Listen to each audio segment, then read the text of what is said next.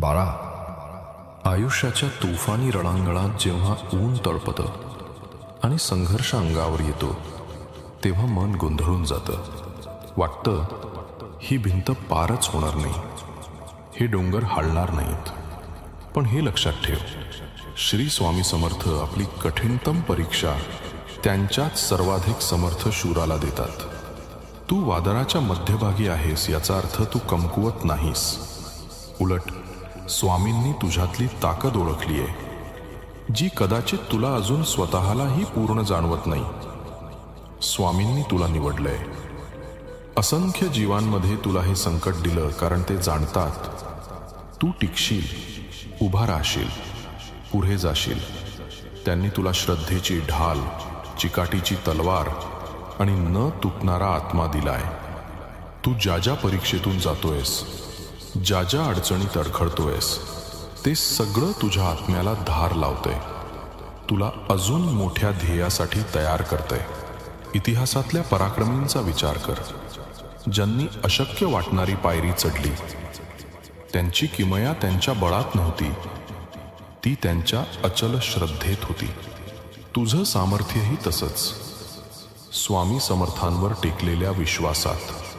हा लढा फक्त तुझा नाही, तो स्वामींचा युद्ध आहे आणि त्यांच्या युद्धात पराभव नसतो. जेव्हा शंका कानाशी कुजबुजते तेव्हा विश्वासावर उभा राहा. जेव्हा विरोधक वार करतो तेव्हा आठव, स्वामी तुझ्या प्रत्येक पावलावर आहेत. तेच तुझी ढाल, तेच तुझी तलवार, तेच तुझा आसरा. युद्ध पेटलेलं असलं तरी विजयाचं फरमान आधीच निघालेलं असतं, स्वामींच्या कृपेने. डोकं वर करून उभा राहा, स्वामींचा योद्धा. तुझ्या जखमा पराभवाची खून नाही, त्या जगण्याच्या, लढण्याच्या, उभं राहण्याच्या साक्ष आहेत.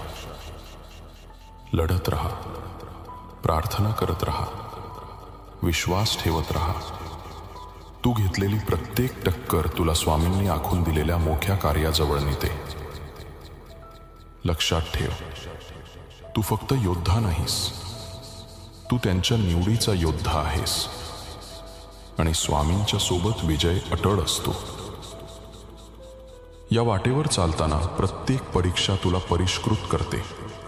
जसं सोने अग्नीमध्ये शुद्ध होतं, तसंच स्वामी तुझ्या संघर्षांच्या तापानं तुझ्यातील उत्तम गुण उजळवतायत. ही शिक्षा नाही, तयारी आहे. उचल होण्याआधी तयारी होते.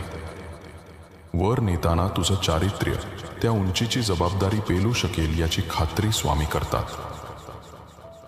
दऱ्याखोऱ्यात श्रद्धा कसोटीला लागते.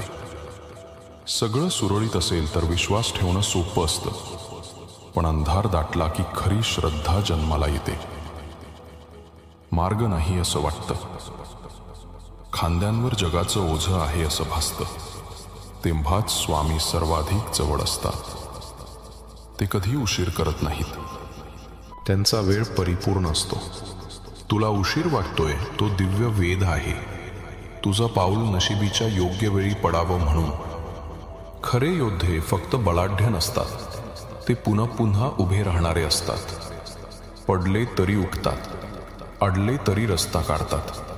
तू प्रत्येक वेळी उभा राहतोस तेव्हा विरोधकाला संदेश जातो, मी हार मानणार नाही. छोटं का होईना, पुढचं पाऊल म्हणजेच विजय. कारण योद्धाचं मोजमाप युद्धाच्या आकाराने नाही, हृदयाच्या धाडसाने होतं. तुझ्यावर चारही बाजूंनी दबाव आला तरी चुरगळला जाणार नाहीस. मार्ग नजरेआड झाला तरी निराश होणार नाहीस. निंदा नालस्ती झाली तरी स्वामी सोडत नाहीत. खाली पाडलं तरी तुटत नाहीस. हा स्वामींच्या योद्ध्याचा लक्षण धर्म आहे. ते तुझ्या आत अडीग आत्मबल टिकवून ठेवतात. माघार नाही. पळायची इच्छा झाली तरी आठव, ज्याचं युद्ध स्वामींचं आहे तिथे मागे वळण नाही. समोर उभा राहा. समुद्र फोडणारे, सिंहाचे तोंड बंद करणारे, मृत्यूवर मात करवणारे तेच श्री स्वामी समर्थ आज तुझ्यासाठी लढत आहेत. तू जिंकणाऱ्या बाजूला आहेस.